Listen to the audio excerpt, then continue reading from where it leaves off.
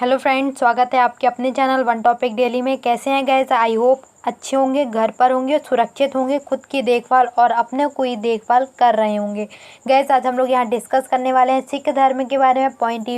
Point two point हर एक topic देखेंगे जो कि सिख धर्म के बारे में है और एग्ज़ाम में पूछा जाता है, इम्पॉर्टेंट है। सारा कुछ यहाँ डिस्कस करने वाले हैं, तो आप वीडियो पर लास्ट तक बने रहिए। अगर आप हमारे चैनल पर नए हैं तो प्लीज़ लाइक शेयर सब्सक्राइब कीजिए चैनल को और बेल आइकन भी दबाइए ताकि आने वाली हर एक वीडियो की नोटिफिकेशन आपको आपके नोटिफिकेशन बार पर मिल सके। गाइज़, अगर आपने अभी तक हमारा चैनल सब्सक्राइब नहीं किया तो कर लीजिए, बेल आइकन दबा लीजिए। और अगर आपने हमारी प्रीवियस वीडियोस नहीं देखी तो देख लीजिए, वहाँ से भी आपको काफ़ी कुछ जानने को सीखने को मिलेगा। वीडियो को अंत तक देखिए, वीडियो को अंत तक बने रहिए। तो चलिए गाइस, चलते हैं हमारे आज के टॉपिक की तरफ। सिख धर्म के बारे में पॉइंट टू पॉइंट जानकारी। गाइस, ध्यान रखिएगा, सारी इम्पॉर्टेंट हम लोग पॉइंट देखेंगे जो कि एग्ज़ाम में पूछे जाते हैं। चलिए गाइस, शुरू करते हैं आज का अपना टॉपिक, सिख धर्म। गाइस, सबसे पहले हम लोग देखेंगे सिख धर्म के गुरुओं के बारे में। गाइस, सिख धर्म के सबसे पहले गुरु हुए हैं गुरु नानक, दूसरे नंबर के हुए हैं गुरु अंगद, तीसरे नंबर के हुए हैं गुरु अमरदास, चौथे नंबर के हुए हैं गुरु रामदास, पाँचवें नंबर के हुए हैं गुरु अर्जुन, छठवें नंबर के हुए हैं गुरु हरगोबिंद, सातवें नंबर के हुए हैं गुरु हराय, आठवें नंबर के हुए हैं गुरु हरकिशन, नौवें नंबर के हुए हैं गुरु तेज बहादुर और 10वें नंबर के हुए हैं गुरु गोविंद सिंह। गए सारे इंपॉर्टेंट हैं, पूछ लिया जाता है सीक्वेंस से कभी कभी कि चौथे नंबर के कौन हुए, आठवें नंबर के कौन हुए। तो ध्यान रखिएगा, आप इनको आप लर्न भी कर सकते हैं। अगर आप चाहते हैं कि मैं इसकी आपको ट्रिक दूं तो आप हमारे वीडियो के लास्ट में कमेंट करके आप बता सकते हैं और जो भी डाउट हो आप पूछ सकते हैं हमारे कमेंट बॉक्स में कमेंट करके। तो चलिए गाइस, नेक्स्ट स्लाइड पे चलते हैं, नेक्स्ट देखेंगे। गाइस, इसके बाद है सिख धर्म की स्थापना का श्रेय गुरु नानक को जाता है। ध्यान रखिएगा, सिख धर्म की जो संप्रदाय था उसकी स्थापना गुरु नानक ने की थी, जैसे मैंने आपको बताया। उसके बाद गुरु नानक के जो अनुयायी थे वो सिख कहलाते थे। ठीक है, सिख कहलाते थे, गुरु नानक के अनुयायी। और इसकी गुरु नानक ने बाबर और हुमायूं के समकालीन थे। जो गुरु नानक देव थे वो बाबर और हुमायूं के समकालीन थे। ध्यान रखिएगा, मतलब इनके दरबार में ये रहा करते थे, इनके साथ रहा करते थे। ओके, कभी कभी क्वेश्चन पूछ लिया जाता तो ये ध्यान रखिएगा, बाबर और हुमायूं के समकालीन गुरु नानक थे। ठीक है, नेक्स्ट स्लाइड पे चलते हैं गाइज। किस वर्ष गुरु नानक को आध्यात्मिक पुनर्जीवन का आभास हुआ? मतलब जैसे कि दूसरे धर्मों में गुरुओं को मतलब अपनी शक्तियों का आभास हुआ, वैसे ही ये है कि आध्यात्मिक पुनर्जीवन का आभास हुआ था 1496 में कार्तिक की पूर्णिमा को। ओके, ध्यान रखिएगा, 1496 में कार्तिक पूर्णिमा को गुरु नानक को निःशुल्क सहभागी भोजनालय स्थापित किया। उसे गुरुदेव को लंगर कहा कहते हैं। गाइस, ध्यान रखिएगा, 1496 में गुरु पूर्णिमा के दिन जो गुरु नानक देव थे उनको अपने आध्यात्मिक पुनर्जीवन का आभास हुआ। फिर जो गुरु नानक जी थे वो है अब क्या किया उन्होंने, निःशुल्क सहभागी भोजनालय स्थापित किया जिसमें सभी लोग आते थे और उसमें खाना खाते थे। उसको उन्होंने क्या, लंगर नाम दिया। ठीक है, लंगर अभी भी चलता है, आपको पता होगा, लंगर नाम दिया गुरु नानक देव ने ही दिया था। ध्यान रखिएगा, ऐसे क्वेश्चन अक्सर एग्जाम में पूछे जाते कि अगर कोई स्पेशल नाम दिया जा रहा है तो वो किसके द्वारा दिया गया। ध्यान रखिएगा, ये लंगर नाम गुरु नानक देव के द्वारा दिया गया था। ओके, नेक्स्ट स्लाइड पे चलते हैं।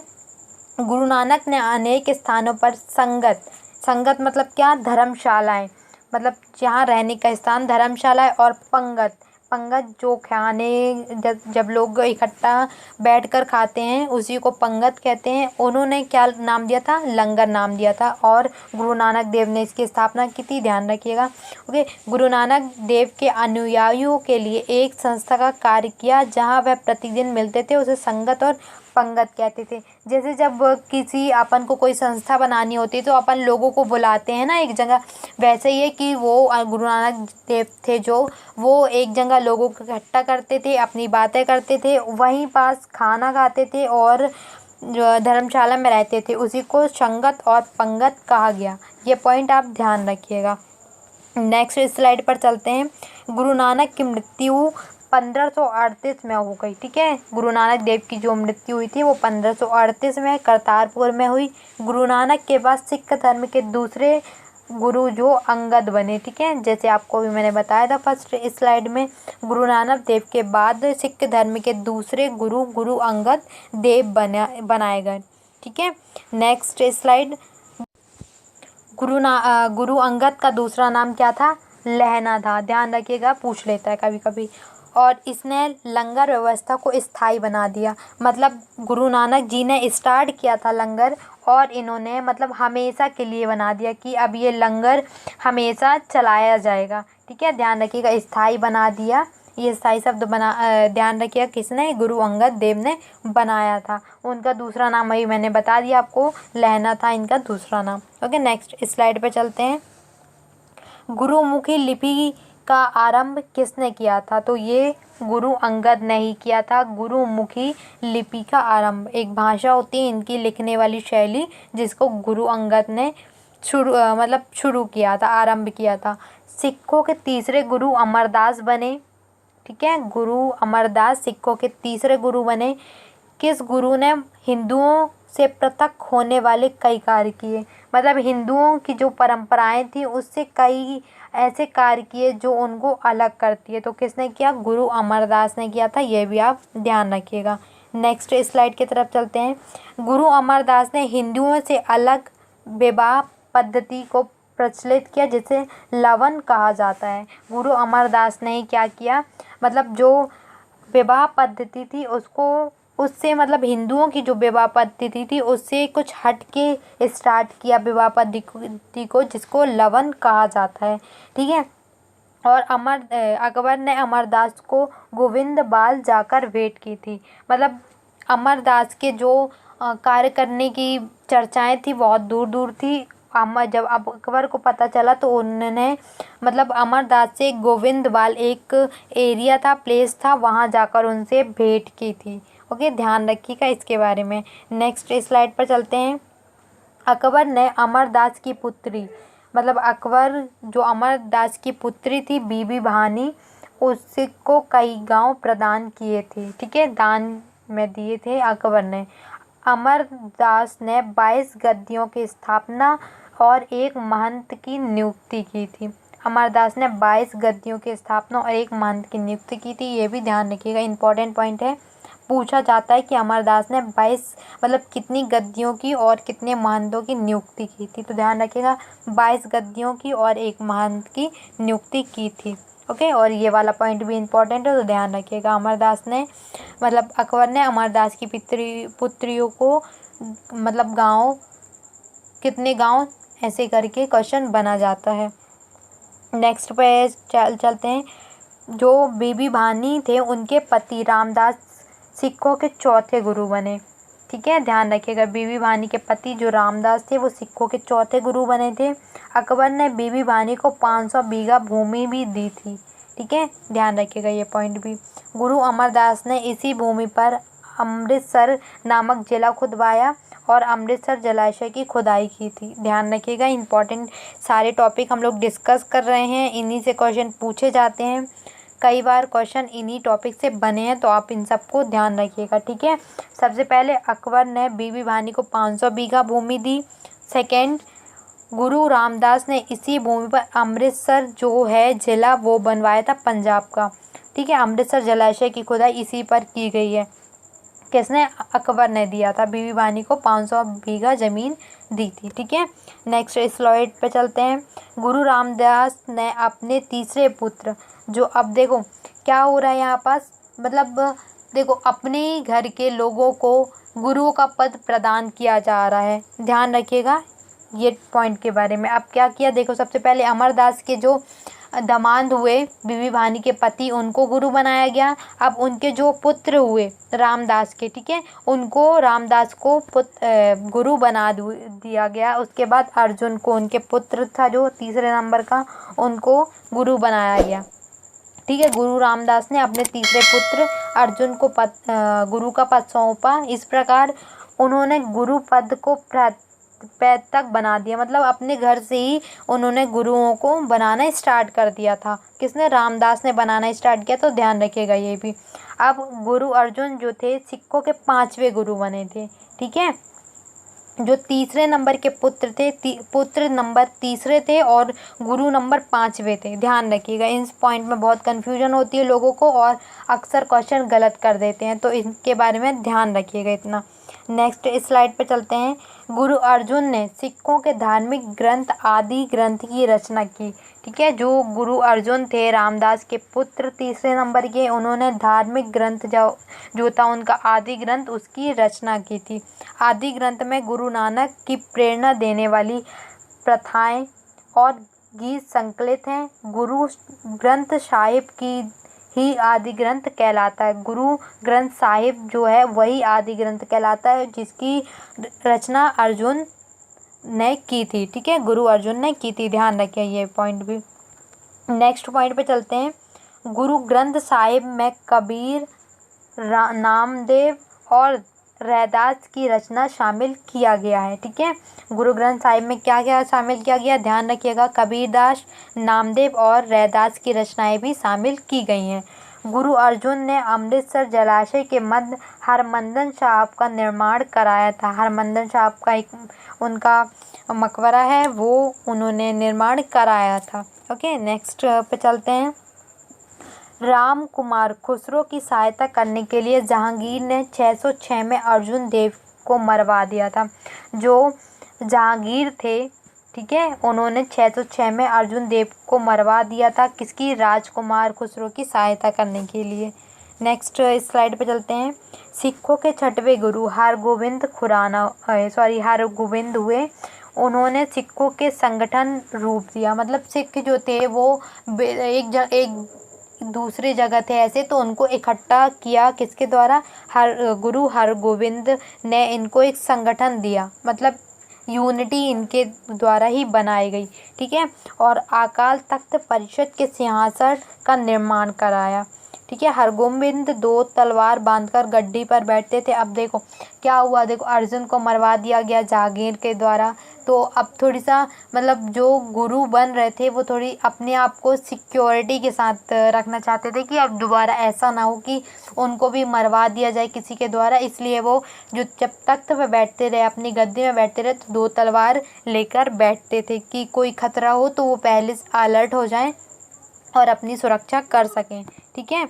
और उन्होंने क्या और हरगोविंद ने अमृतसर की किलेबंदी भी की। अब देखो सिक्योरिटी तो चाहिए हमको, तो उन्होंने क्या किया, अपने जो किला था उसकी चारों तरफ किलेबंदी कर दी, ठीक है, ध्यान रखिएगा। नेक्स्ट स्लाइड पे चलते हैं। सिखों के 7वें गुरु हर राय थे। कौन हुए? सिखों के 7वें गुरु हर राय थे। इन्होंने सिखों को मिलने आने पर आशीर्वाद दिया। सिखों के मिलने आए थे वो और उनको आशीर्वाद दिया था। ओके, नेक्स्ट स्लाइड पे चलते हैं। सिखों के 8वें गुरु हरकृष्ण हुए। कौन हुए? गुरु हरकृष्ण हुए 8वें गुरु। इनकी मृत्यु चेचक की बीमारी से हो गई थी, ध्यान रखिएगा। गुरु हरकृष्ण ने औरंगजेब को पद के बारे में समझाया। जो गुरु हरकृष्ण हुए औरंगजेब को पद के बारे में समझाया, कहाँ? दिल्ली जाकर, ठीक है, ध्यान रखिएगा। गाइस अगर आपको लेक्चर वीडियो पसंद आ रही है तो प्लीज़ लाइक कीजिए, शेयर कीजिए और सब्सक्राइब कीजिए चैनल को। अगर आपने अभी तक बेल आइकन नहीं दबाया तो दबा दीजिए। और अगर आप अदर वीडियो की लिंक चाहते हैं तो नोटिफिकेशन बार में या फिर बेल आइकन में एंड स्क्रीन में आपको और भी वीडियोस की लिंक मिल जाएगी। आप वहां जाकर वीडियोस हमारी देख सकते हैं। सारी इम्पोर्टेंट वीडियो हम लोग यहाँ डिस्कस करते हैं। ओके, नेक्स्ट स्लाइड पे चलते हैं। सिखों के 9वें गुरु तेज बहादुर हुए। ओके, ध्यान रखिएगा, सिखों के 9वें गुरु तेज बहादुर हुए। इस्लाम स्वीकार नहीं करने के कारण इनको औरंगजेब ने वर्तमान शिशिरगंज के गुरुद्वारे के निकट मरवा दिया था। मतलब औरंगजेब चाहते थे कि जो सिखों के 9वें गुरु तेज बहादुर हुए वह इस्लाम स्वीकार करें, लेकिन उन्होंने ऐसा नहीं किया, जिनके कारण शिशिरगंज के गुरुद्वारे के निकट इनको मरवा दिया गया। ध्यान रखिएगा इनके बारे में भी, ठीक है। जो अर्जुन देव थे उनको किसने मरवाया था? जहांगीर ने। और अब औरंगजेब थे, उन्होंने गुरु तेज बहादुर को मरवा दिया था। ध्यान रखिएगा दोनों के बारे में। नेक्स्ट स्लाइड पे चलते हैं। सिखों के 10वें गुरु और अंतिम गुरु कौन हुए? गुरु गोविंद सिंह हुए थे। ये इम्पोर्टेंट है, मोस्ट इम्पोर्टेंट, तो ध्यान रखिएगा। सिखों के 10वें गुरु गुरु गोविंद सिंह हुए। इनका जन्म कहाँ? पटना में हुआ था। ध्यान रखिएगा। गुरु गोविंद सिंह ने अपने आप को क्या कहा था? सच्चा पातशाह कहा था। ये भी पॉइंट इम्पॉर्टेंट है। नेक्स्ट स्लाइड पे चलते हैं। गुरु गोविंद सिंह ने सिखों के लिए 5 कंकार अनिवार्य किए। क्या था? पहला केश, दूसरा कंगा, तीसरा कृपाण, चौथा कच्छा और 5वां कड़ा। ये सभी लोगों के अंत के जो नाम होते हैं वो उनके अंत में से जोड़ने के लिए कहा था। ये इम्पोर्टेंट है, सारा कुछ पूछा जाता तो आप इनके बारे में ध्यान रखिएगा। नेक्स्ट स्लाइड पे चलते हैं। गुरु गोविंद सिंह का निवास स्थान आनंदपुर साहिब था और कार्यस्थली पाओता थी। ठीक है। गुरु गोविंद सिंह के 2 पुत्र थे, फतेह सिंह और जोरावर सिंह। दोनों को सरहिंद के मुगल फौजदार वजीर खान ने दीवार पर चुनवा दिया था। ठीक है, इंपॉर्टेंट पॉइंट है। Next slide. बैसाखी के दिन गुरु गोविंद ने खालसा पंथ की स्थापना की थी। ये मोस्ट इम्पॉर्टेंट पॉइंट है, इसको ध्यान रखिएगा। किस दिन? बैसाखी के दिन गुरु गोविंद सिंह ने खालसा पंथ की स्थापना की थी। पहुआ प्रणाली की शुरुआत गुरु गोविंद के द्वारा ही की गई थी। ये भी इम्पॉर्टेंट है, इसके बारे में ध्यान रखिएगा। नेक्स्ट स्लाइड पे चलते हैं। गुरु गोविंद सिंह ने सिखों के धार्मिक ग्रंथ आदि ग्रंथ का वर्तमान स्वरूप प्रदान किया था। ठीक है, वर्तमान स्वरूप किसने दिया था? गुरु गोविंद सिंह ने दिया था। और गुणवाणी सिख संप्रदाय गुरु का कार्य करेगी, ऐसा किसने कहा था? गुरु गोविंद सिंह ने कहा था। ध्यान रखिएगा इसके बारे में। नेक्स्ट स्लाइड पे चलते हैं। गुरु गोविंद सिंह की हत्या 1708 में नांदेड़ नामक स्थान पर गुल खान ने कर दी थी। ध्यान रखिएगा, ये क्वेश्चन बनता है कि गुरु गोविंद सिंह की हत्या किसने की थी? तो ध्यान रखिएगा, गुल खान ने की थी। ठीक है। गुरु गोविंद सिंह की शिक्षाएं अभंगों के रूप में संग्रहित है। किसके रूप में? अभंगों के रूप में संग्रहित है, जिसकी संख्या 5 से 8000 मानी जाती है। ये गए सारे पॉइंट इम्पॉर्टेंट है, ध्यान रखिएगा। एग्ज़ाम में पूछे जाते हैं तो ये एग्ज़ाम की दृष्टि से मोस्ट इम्पॉर्टेंट टॉपिक बनता है, जिससे 3 या 4 नंबर के क्वेश्चन अक्सर पूछे जाते हैं। तो इसके बारे में आप जान रखिएगा। वीडियो पूरी देखिए, लाइक कीजिए, शेयर कीजिए और सब्सक्राइब कीजिए चैनल को। अगर आपने अभी तक हमारी प्रीवियस वीडियोस नहीं देखी हैं तो देख लीजिए, वहाँ से भी आपको काफ़ी कुछ जानने को सीखने को मिलेगा। Thank you guys. अगर आपको वीडियो पसंद आई तो प्लीज़ लाइक कीजिए, शेयर कीजिए, सब्सक्राइब कीजिए चैनल को। Thank you so much watching this video.